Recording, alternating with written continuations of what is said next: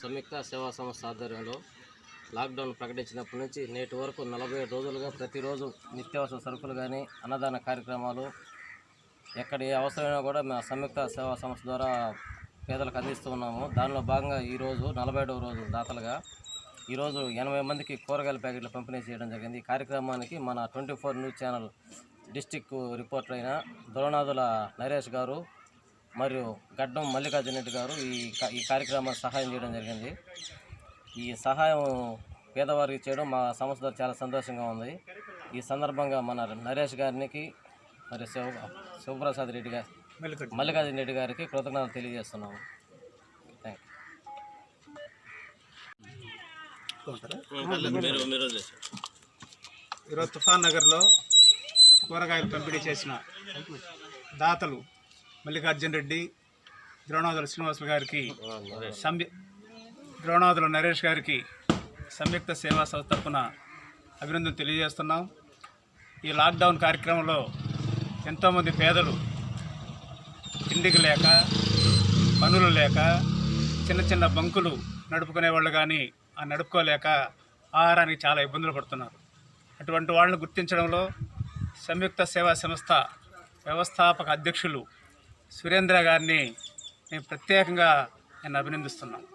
ఎందుకంటే ఆయన సొంత పనులు పోగొట్టుకొని ఎక్కడ పేదలు ఉన్నారు, ఎక్కడ నిజమైన అర్హులు ఉన్నారు, ఎక్కడ తిండికి ఇబ్బంది పడుతున్నారని గుర్తించి వాళ్ళ కోసం దాతల దగ్గరికి వెళ్ళి ఆ దాతలను ప్రేరేపించి వాళ్ళను దానం చేసే విధంగా చేయటం చాలా గొప్ప విషయం.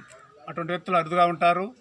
ఈ సంయుక్త సేవా సంస్థ ఏర్పడిన తర్వాత కావల్లోనే ప్రతిరోజు ఏదో కార్యక్రమం నిజమైన పేదలను గుర్తించి వాళ్ళకు ఆహారం, నిత్యావసరాలు, కూరగాయలు, టిఫిన్లు మొదలుకొని ఇస్తున్నారు.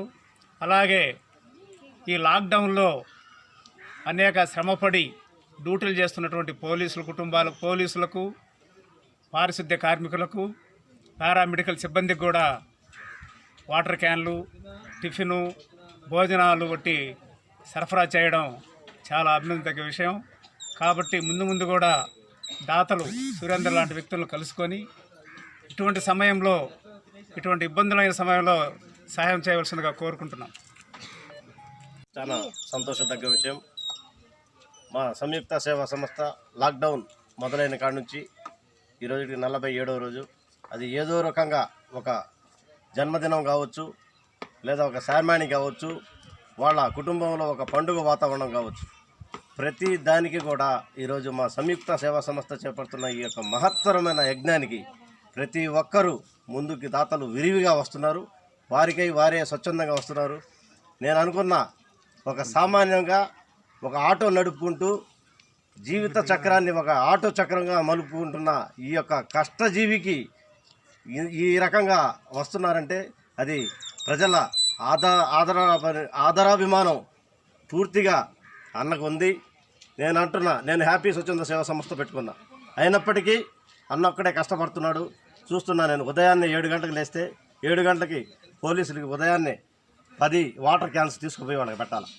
తర్వాత 7:30కి రుద్రకోట నుంచి మా స్నేహితుడు ఇంకొకడు మన అనిల్ కుమార్ వస్తారు. వస్తా ఒక 70 టిఫిన్ ప్యాకెట్లు తీసుకొస్తారు. ఆ టిఫిన్ ప్యాకెట్లు తీసుకొచ్చి పనిచేయంగానే మళ్ళీ నేను ఇక్కడే ఉండి టిఫిన్ చేసి 1 గంట స్పెండ్ చేసి ఆహారం పొట్లాలు వాళ్ళకి రెడీ అవుతాయి. 12 గంటలకల్లా 11:30, 12 గంటలకల్లా తీసుకొని ఏరియా ఒకటి ఎంచుకుంటాం. ఎస్టీ కాలనీస్ ఎక్కడైతే నిరుపేదలకి అన్నం అందదో ఆ కాలనీని రోజుకు ఒక కాలనీ చొప్పున తీసుకుంటూ, అలాగే వాళ్ళకి భోజనం అవసరమైతే భోజనం, కూరగాయలు, నిత్యావసరాలు అందిస్తా ఉన్నాం. వీటికి మా 24/7 నరేష్ గారు ఒక డిస్ట్రిక్ట్ రిపోర్టర్గా మా సంస్థలో జాయిన్ అవ్వటమే కాకుండా ఆయన 2 కార్యక్రమాలకి చేయూతనిచ్చారు. ఈరోజు ఈ స్లమ్ ఏరియాలో 10 మందికి అన్నం పెట్టిన ఆ భగవంతుడు ఎల్లవేళ సదా ప్రతి ఒక్కరికి రుణపడి ఉంటారు. కాబట్టి ప్రతి ఒక్కరూ దయాద్ర హృదయంతో ముందుకు రండి. ఈ లాక్డౌన్ ఈ యొక్క 17వ తేదీ అన్నారు, మళ్ళా పొడిగించిన మా సంయుక్త సేవా సంస్థ అడుగడుగున పేదల వెంటే ఉంటుంది. ఈ యొక్క మా సంయుక్త సేవా సంస్థ వ్యవస్థాపక అధ్యక్షులు సురేంద్ర గారికి మేమందరం అండగా ఉంటాము. ఇది ఖచ్చితంగా నెరవేరుతుంది. ఈ యొక్క కరోనా వైరస్ మహమ్మారిని కూడా తరిమి కొడతామని చెప్పి తెలియజేసుకుంటున్నాను.